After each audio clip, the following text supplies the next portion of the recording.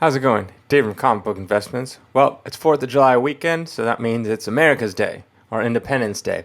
And so I thought for just for fun, I like doing these kinds of things. It's fun to do a little research and look into things.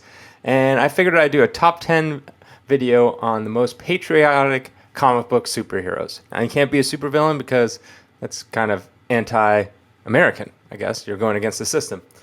I even got my Captain America t-shirt on today. And so, yeah, we are going to go through this top 10 video. Should be a little fun. All right. So, I mean, there's no real order to this, but it is top 10. So let's go to number 10. Number 10 is a Super Patriot. He's from Image Comics, and he first appeared in Savage Dragon in 1992, Savage Dragon number 1. And recently, I tried to get the most recent sales. So this month, or literally last month, a 9.8 sells for around $95, and you can pick up one of those. Not too expensive, and pretty cool. Apparently, he was captured by the Nazis in 1942, I believe, and they experimented on him. He ended up breaking free and destroying the lab, so no one else could be turned into him.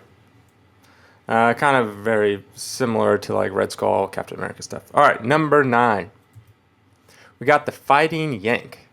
Now he's an old Golden Age character, and he's from he first appeared in Startling Comics number 10, which came out in 1941.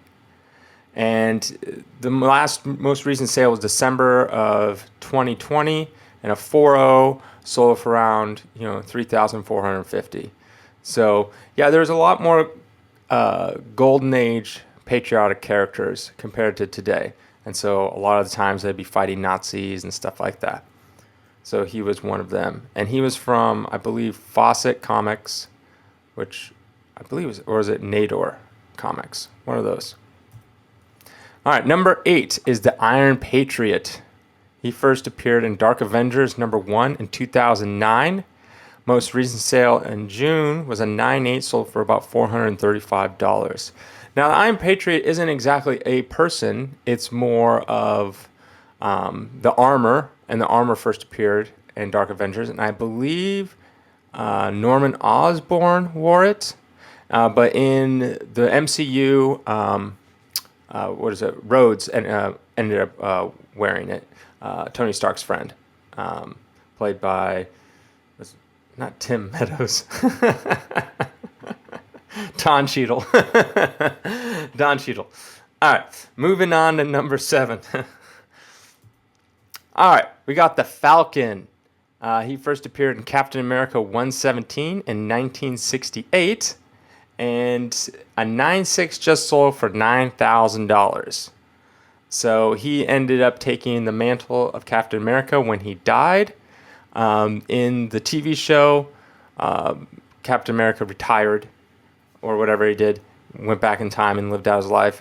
And he ended up taking the mantle at the end of the show. In Captain America 4, the movie, Falcon is going to be Captain America. I don't know what the movie's going to be about, but we shall see. All right, moving on to number 6. The Shield. The Shield is from Pep Comics number 1 in 1940. So he's really, really old. Most recent sale was in April, and an 8.5 sold for $27,600. And he had a big shield on the front, and he was kind of like the first true patriotic superhero. He's from Archie Comics. He doesn't really exist. He kind of fell into obscurity. I mean, they bring him back every once in a while, but not so much. All right, moving on to number 5. Miss America. And she first appeared in Marvel Mysteries 49 in 1943. And most recent sale was March, and a 4.5 sold for $1,350. Now, this one is a different character than the new Miss Marvel. I don't remember her name, but she appeared in Vengeance number 1 not too long ago, and that's currently the new Miss Marvel. Something Chavez, I think her last name is. Anyways, this is an entirely different character, different backstory, and everything like that. I thought about putting that one in here, but I figured most of you would probably already know who she is. And this one is kind of cool because it's like more old Golden Age stuff. All right, moving on to number 4. Uncle Sam. Yes, Uncle Sam, even though he was used by the government as like a way to get bail bonds and stuff like this, this drawing over here is by Alex Ross. You can tell it's very similar to style. But he first appeared in National Comics number 1, 1940. You can see him riding this little airplane down there. Most recent sale was January of this year. A 4.0 sold for $2,640. Now, a lot of times he would appear really big and really lanky legs and stuff like that, punching, Nazis and all that kind of stuff. Very common of the old Golden Age comic books back then. But he was a character. He now belongs to DC because the original company he was on, like most Golden Age comics, went into public domain and was bought. I believe it was Fawcett Comics. Could be wrong there. All right, moving on to number 3. Wonder Woman. Now, Wonder Woman first appeared in All-Star Comics 8, which is 1942. Most recent sale was June, and it was a 4.5, sold for $43,200. And she represents, even though she's from Amazonian, she actually is very represented in America, especially in the olden days. She would, of course, like all the old Golden Age characters, fight the Nazis, work with America. And it was very common back then for them to put their superheroes in it and make them larger than life. A lot of times they would make them really huge and everyone really, really small, and they don't do that kind of stuff today.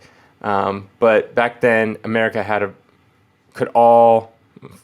seems like, how could this happen? But America all agreed, and we're all on the same page about fighting the war, for the most part on the same page. And America was a different time back then, very patriotic, wasn't split.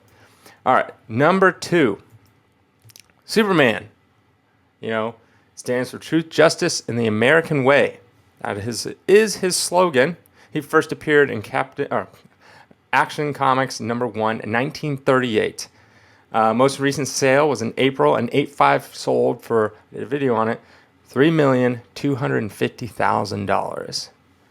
And if you look over here, this is a recent variant cover, but this was actually the cover for Superman number 16. This is like, an homage cover. Now, I'm sure you can all guess who number 1 is. That's right. Number 1 is Captain America, of course. Captain America first appeared in Captain America Comics number 1, 1941.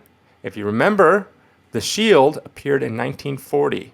So even the Shield was actually the first real American type themed superhero. Even though Superman was before, he wasn't really American themed. He was just a superhero that later turned and standing for, America and stuff like that.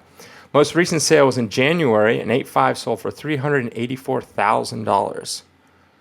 Man, and there he is punching Hitler on the cover, which became a theme with Golden Age stuff. They'd always have superheroes punching Hitler, punching Mussolini, punching some foreign leader that they didn't agree with, beating him up. Very common stuff. And they always did that kind of stuff, just beating up, the opposition. I love the old Captain America covers with, Submariner and Human Torch, where they're literally like as tall as buildings and everyone's just super small. I always love those kind of covers. But yeah, that's it. Just a quick little video on a top 10 I thought would be really cool. The most patriotic superheroes, because it is Independence Weekend.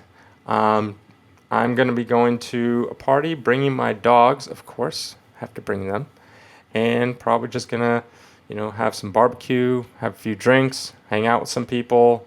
I don't think I'll watch the fireworks because they will probably scare my dogs. So, but yeah, it's going to be fun. I have to go over this bridge, the Coronado Bridge, which is always backed up, so it'll take me like an hour just to get across this bridge. But yeah, it should be fun. What are you all doing this weekend? Hopefully you're having a good time, staying safe. Don't drive drunk. just get an Uber, and yeah, have a good weekend.